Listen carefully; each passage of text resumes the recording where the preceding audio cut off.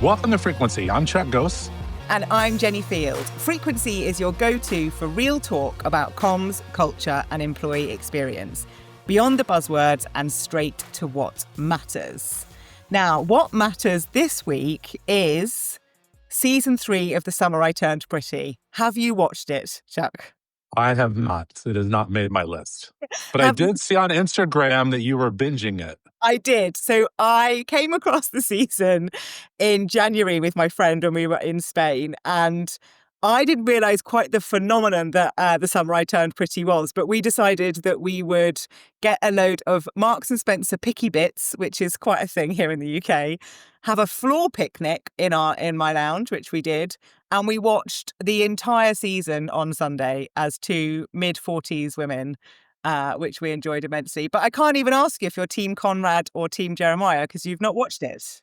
So I've heard those terms, but did not know what that related to. I thought it was like a Love Island thing or something. I really didn't know what it was. No. If you're listening to this, let me know which team you're in. I'm Team Conrad, and I've only met one person who's Team Jeremiah. So anyway, it's complete trash, but I loved it. But the other thing on my mind this week is that it's October.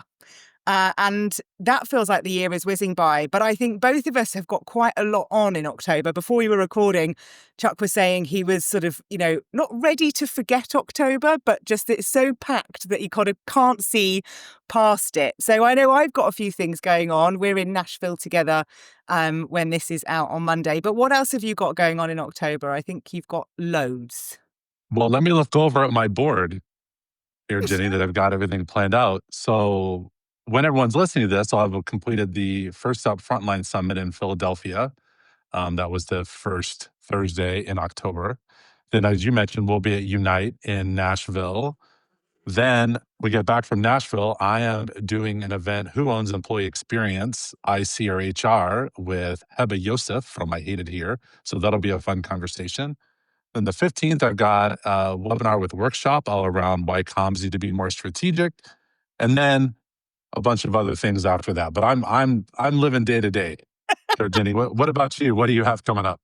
So at the time of this being out, I'll have already done a couple of events. Contact Monkey are doing ComConnect the first week of October, and so I'll be speaking at that. And with you at Unite, we're doing Frequency Live, but I'm also doing a session with Advita Patel there about how to be a Chief Communications Officer and the things to think about there. Then I've got my own quarterly workplace huddle online on the 14th of October. And I'm sure there's something else. Oh, I've got my Leaders Reboot event for people wanting to build their credibility in London on the 21st of October as well. So I feel like we've both got something every week in October. It's like officially conference season. We do. We do. And it's a mix of in-person and virtual, and it's all manageable. Yeah. All manageable. That's what I keep telling. That's what I keep telling myself.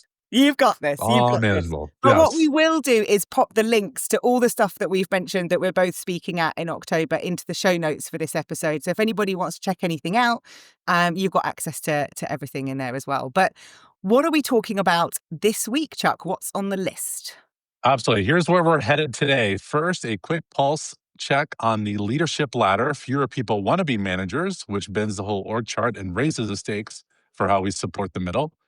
Then we zoom back to the front door of the workforce where Gen Z is being told to gain experience while entry paths keep narrowing. We will close on a mindset reset from Time Magazine. Yes, Time Magazine still exists.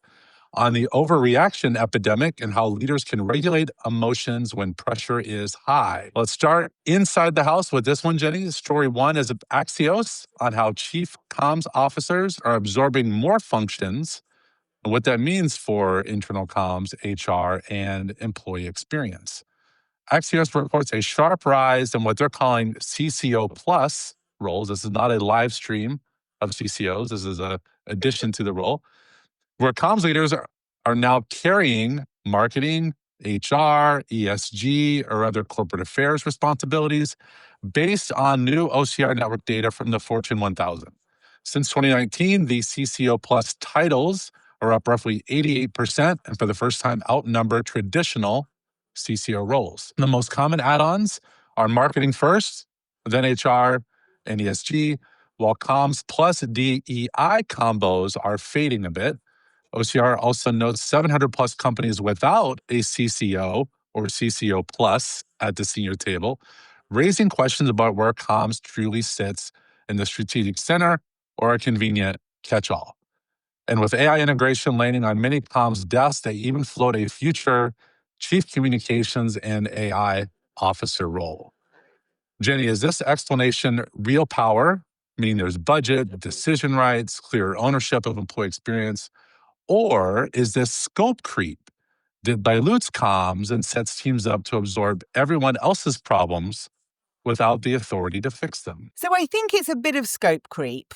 I think there's also something a bit worrying that there's 700 plus companies without a CCO or a CCO plus at the table out of the sort of 1,000 odds that are being talked about.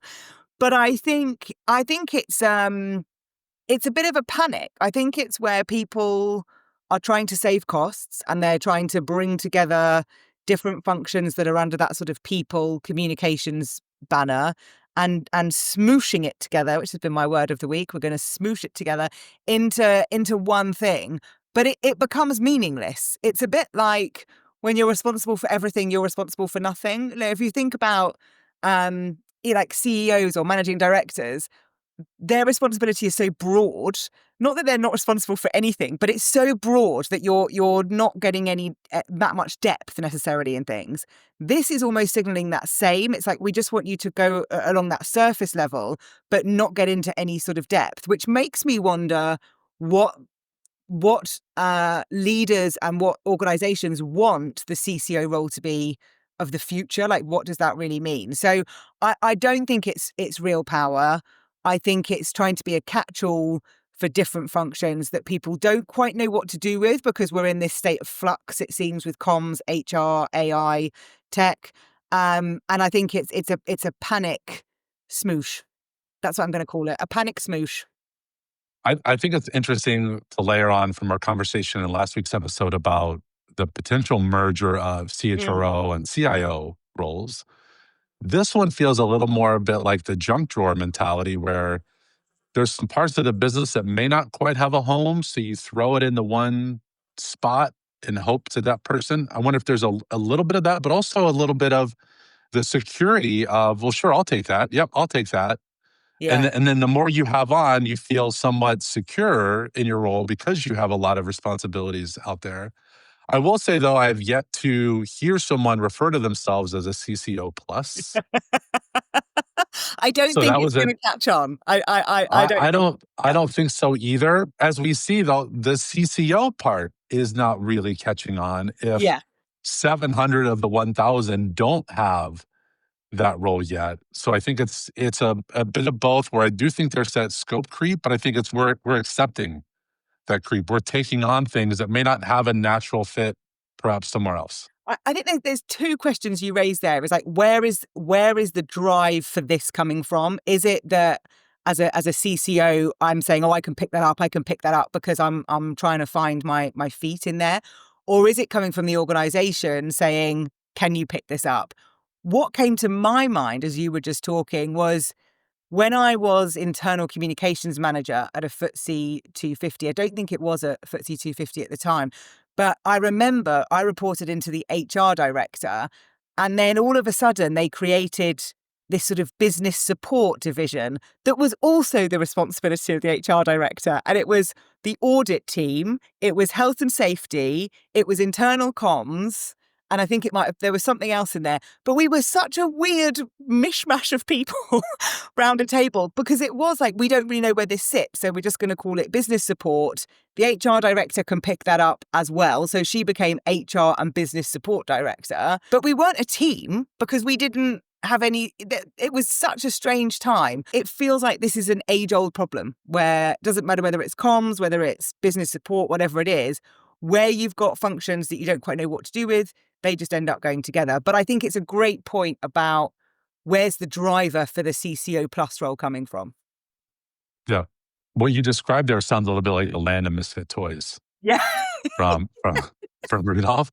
But I also want to share I want to share a bit of a vulnerable moment. When I worked at Rolls-Royce, that was the first time I worked at a truly global organization where the main presence wasn't the US. So obviously Rolls-Royce, largely driven out of England. And the first time I heard a leader say something about footsie, I took it as the other way and just giggled a little bit and then realized later, no, that was not. But that's all part of the maturation process It that we go is. through. It is. Yes. Next, we will move along to that fewer workers want to be managers. LinkedIn News reports that only about 3 in 10 non-managers want to step into people leadership, even as most workers say a bad boss would push them to quit. The story pulls from LinkedIn's Workforce Competence Survey and recent Pulse pieces showing sustained disinterest in management tracks, especially young younger workers who view middle management as high stress and low reward. Later on, Gallup's latest finding that U.S. engagement slid to a 10-year low in 2024, with managers themselves trending more disengaged, and you get a shrinking pipeline paired with a tougher job. Jenni, if only a minority want the job and current managers are burning out, where should companies intervene first? Redesign the role, redesign the ladder, and what's the smartest things comms can do to keep managers focused, leading, and not just managed? So I have some thoughts on this because there's an element of me that says that the statistics aren't grounded in any other statistics, so I don't know if they're bad. Stay with me on this. It says only 3 in 10 non-managers want to step into people leadership. What are we expecting? 10 out of 10? Because not everybody wants to be a leader anyway, and I don't know what that number was 6 months ago, 3 years ago, 10 years ago. And leadership isn't for everyone, and it shouldn't be for everyone. And I think that's important. So I feel like there's a bit of reality check here that actually is 3 in 10 probably about right. I mean, I'd argue that feels about right. But I think to answer your question, we have to redesign the role. I was doing some writing earlier today about the conversations we've had in here about Gallup's levers of engagement, the disconnection between leaders saying employee engagement is important and then cutting out manager levels. So I was doing some writing on that, and I think there is something about redesigning the role of managers and setting people up for success in what needs to be the role of a manager today. So that's the bit I think needs to happen first. And I think for a comms perspective, there is a shift, I feel, for internal communication functions and teams, which is that advisory piece, but at that sort of manager leadership level. I think we're not quite stepping into that space as much as we need to now. Especially with so much change in the organizations and the volatile workplace that we work in. I think that's the shift. I think internal comms needs to really get into that advisory space. And I think as organizations and HR, we need to redesign the role of a manager. I hear you on the 3 in 10. That's a great point to bring up. But I'm not letting companies off the hook on that. I just remember being younger in my career. Again, not everybody wants to be a leader or a people manager. But for those that do, that is this career attainment. That is something that you aspire to. And there's a natural growth of people that do want that. Even if they don't verbally acknowledge it, they see it as an accelerant to their career or a place to level up. When you first get that role as a people manager, all the sparkle is worn off because you see how much work it is. It might be very enjoyable work, but you see how much it takes to truly manage people, lead a team, whatever phrase you want to throw in there. But you still do it because you feel that's part of the growth track. I think what this is pointing out is the mismanagement, mistreatment of managers by companies, where we've reported on in previous episodes about companies that are completely eliminating layers of management in the middle. People, I think now are just like, I'll just do the job. Yeah. But companies need people to step up. They need people to step up. But right now the behavior says maybe it's not worth it. I think there's also something in here, though, to your point about the hard work that's involved in being a manager. And I talk about this whenever I'm doing interviews about credible leadership on podcasts and things, because it is hard work. Like, to be a leader of people requires work and effort. And I think if you are looking at that as your career ladder, I want to go up the ladder and be a manager, but I'm not prepared to do the work involved in that, then you can forget it anyway. Because even if you rescope that role, even if you change all of that and you equip everybody with the right skills, it's still quite a lot of work to be a manager of Mhm. people. And I think if you're looking at it from a pure career advancement perspective, not from the perspective of I want to nurture talent and help people grow and serve others, then you're never going to be quite aligned in what a manager and a leader needs to be. So I think there has to be an acknowledgement of it is going to be hard work. And sometimes it is going to be less reward, because sometimes the work that you do that is giving back, is nurturing, is doing that, doesn't come with that instant gratification. And I think that's just the reality, I think, sometimes. Next, we're going to move along to Gen Z's employability problem. LinkedIn News says Gen Z is getting squeezed at the starting line as AI and automation chip away at entry level work, shrinking the very roles that build experience and judgment. Fewer junior level tasks mean fewer rungs on the ladder, and hiring managers respond by demanding quote unquote job ready proof, things like internships, projects, portfolios, that are simply harder to amass when those rungs are missing. The knock-on effect, there's a weaker manager pipeline later. We talked about it now. Now this is even impacting that further on. Plus more pressure on IC and HR to create perhaps internships or apprenticeships, different skill signals, and on-ramps that don't privilege those who already have access.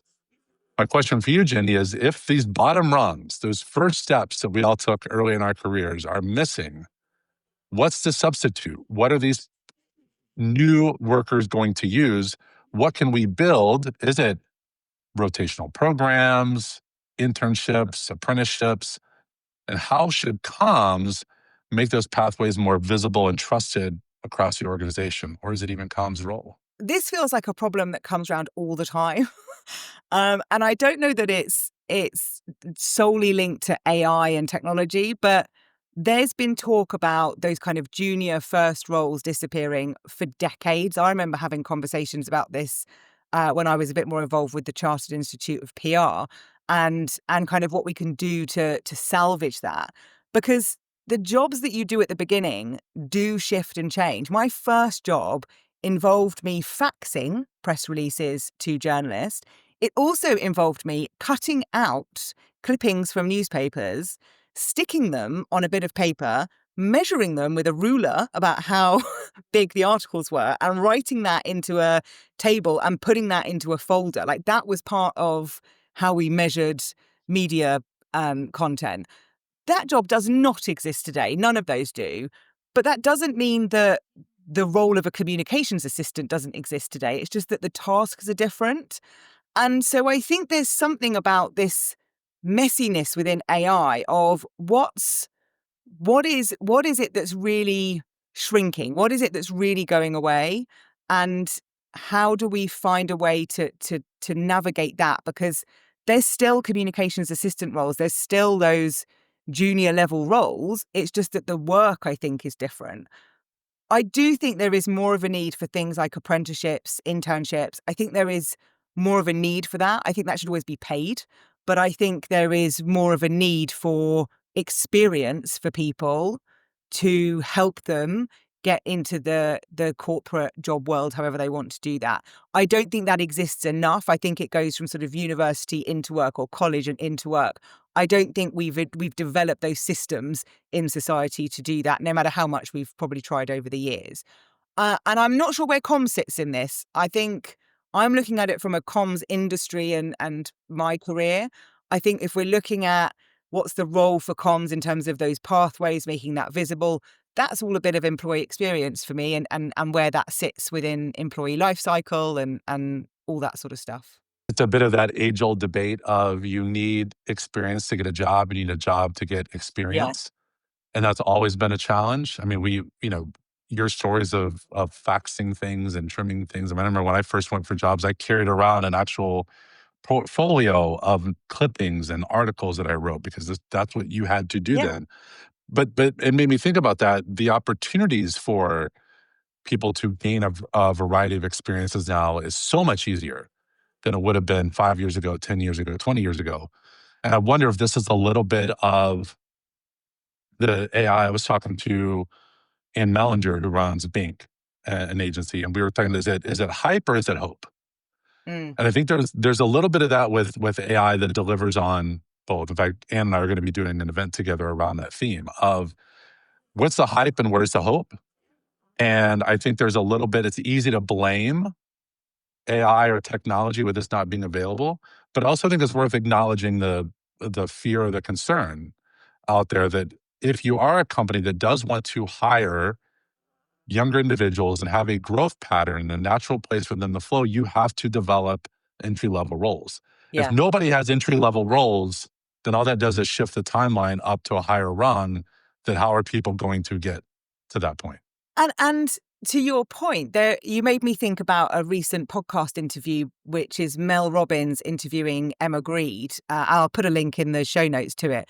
But it was such a good conversation about the relentlessness from Emma, quite frankly, in terms of going after the internships, going after the work that she really wanted to do, and not giving up on that, and really fighting for that. I think in a world of such digital communication and such ability to apply for jobs here, apply for jobs there, we don't have that tenacity that we had before. I think it's a mixture of both. I think, to your point, there's an element of companies having to step in and create that space, but there's also the job of individuals to really, go after the stuff they really want to do, and find ways in that might not be obvious at first, but find those ways to kind of cut through some of that if you really, really want it. And I think that's Mhm. possibly part of it. I'm not sure people really, really have that. I really want this. I really want to work in this industry and I'll do anything to get in there. I'm not sure that passion and drive is there so much.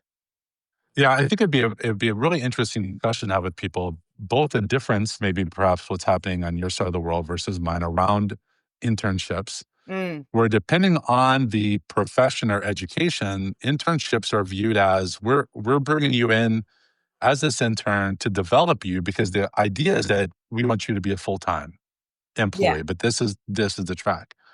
Other internships are we have a lot of work that needs to be done over here, and we don't really have the bodies to do it. So will you just come in for 4 months and do that work? Those are two very different mindsets. Not one is not more invalid than the others, but those are different yeah, approaches to take. And I think a lot of the internships I had were here's a pile of stuff over here that we need somebody to do. And I was happy to do it because that gave me some experience. And I think this is a point if I would say to someone, if you're like, how do you get the experience? It all comes through stories. You need to have stories about what you did, not just that you did it, but what's the story yeah, about what you did? And I think that's where there's a really cool opportunity for this generation to become those storytellers around not just, I did this thing, this is the impact of that. This is what I yeah, got to do. This is the story that happened. yeah, Like, that's the real opportunity there. 100%. Now we're going to wrap up with the overreaction pandemic and what to do about it. I Instagrammed this to you over the weekend, Jenny. Time argues we're living through an overreaction epidemic, not because people have more emotions, but because fewer of us have learned the skill of emotion regulation. Mark Brackett of Yale Center for Emotional Intelligence frames regulation as trainable, practical, and urgent.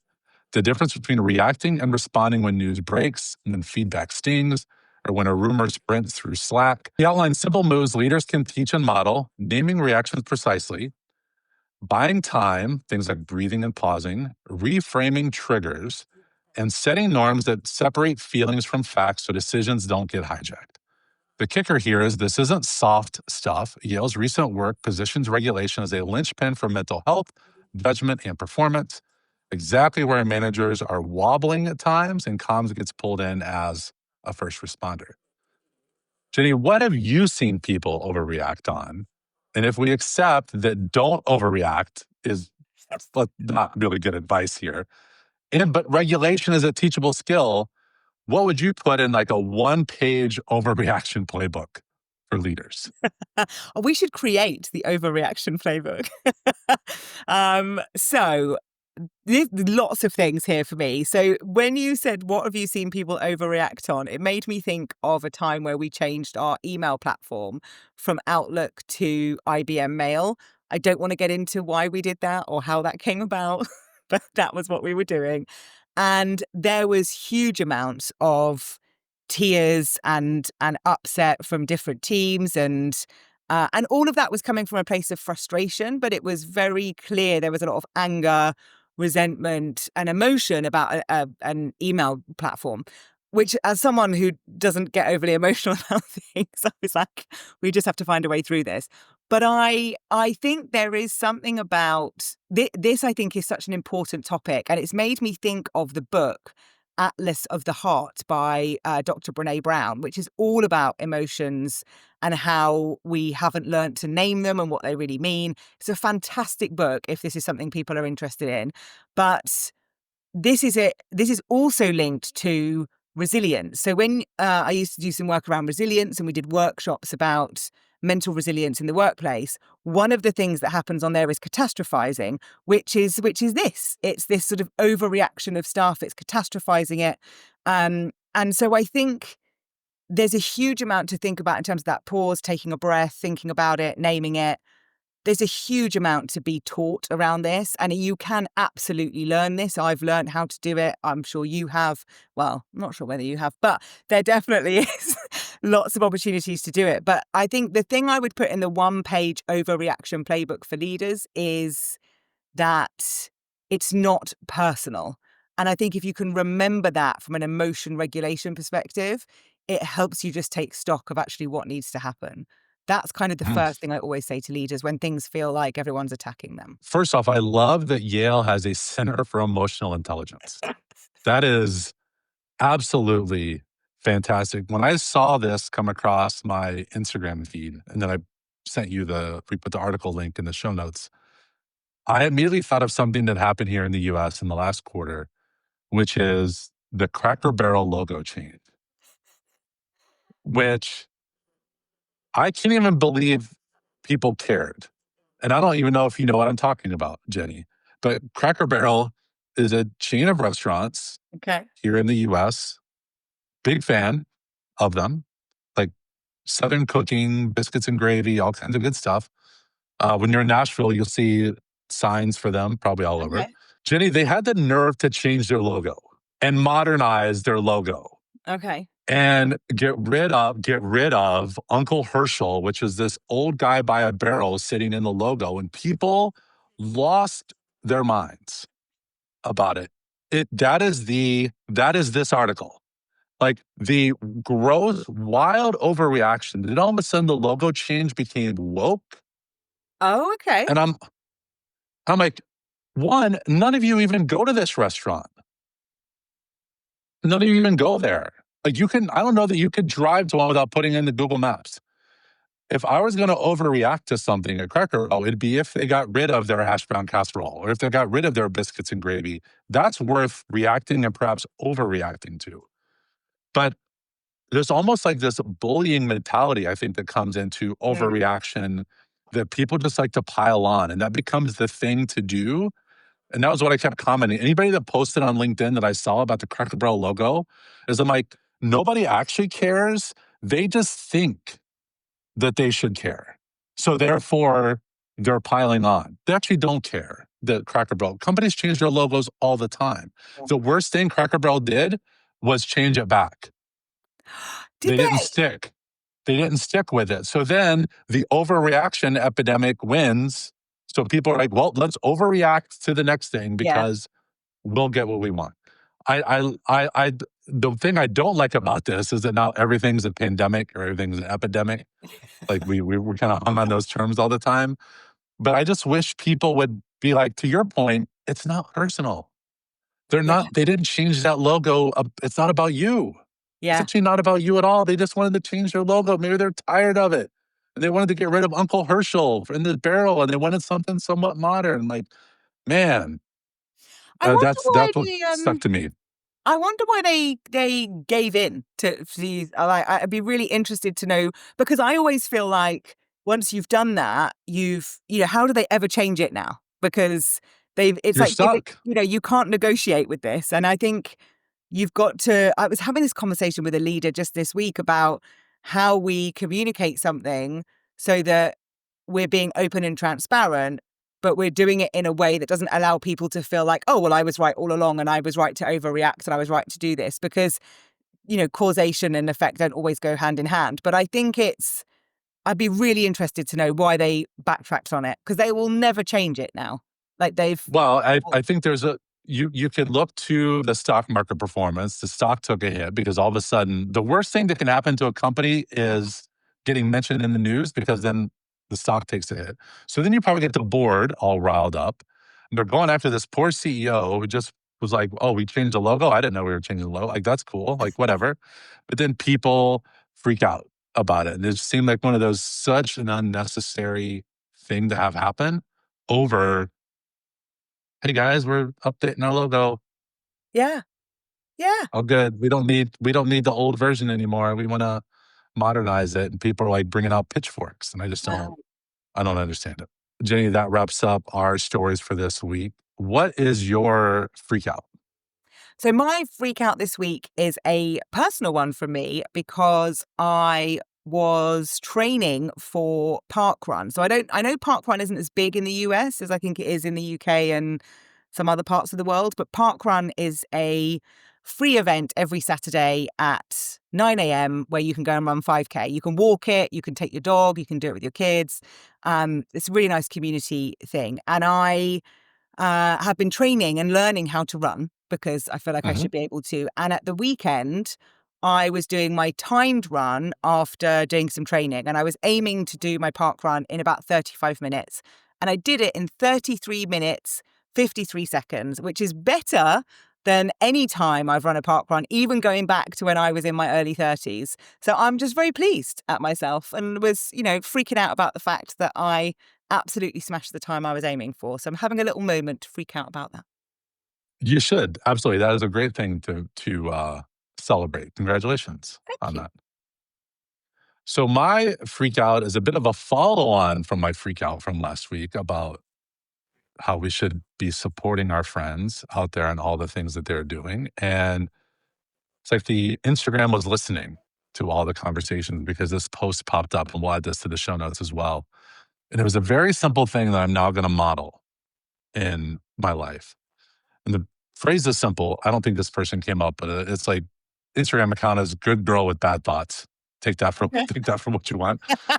We won't read But into your your yeah, Instagram there. but the the word quote on here is, gas your friends up, gas strangers up, make people feel good. It's free.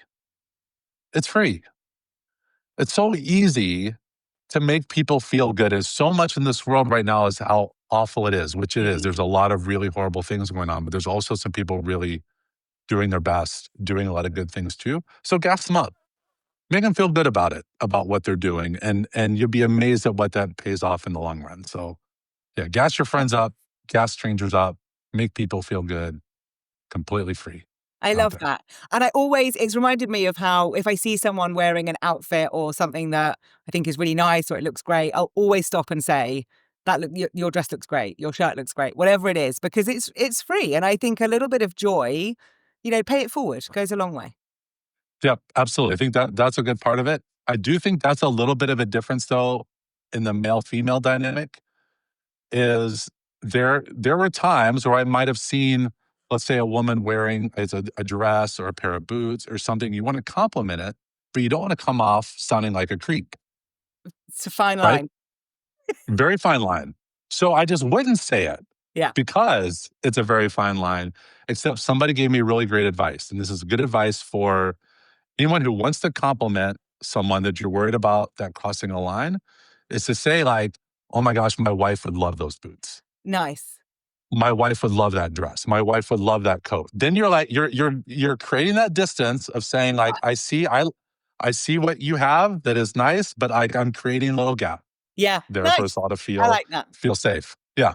So that's what I use. But also gas people up. Thank you for joining us this week. All the articles that have inspired this conversation are in the show notes. And do not forget to rate and review after you've listened. Subscribe so you don't miss another episode, and pass this along to someone you think would enjoy listening or watching, because you can also find us on YouTube.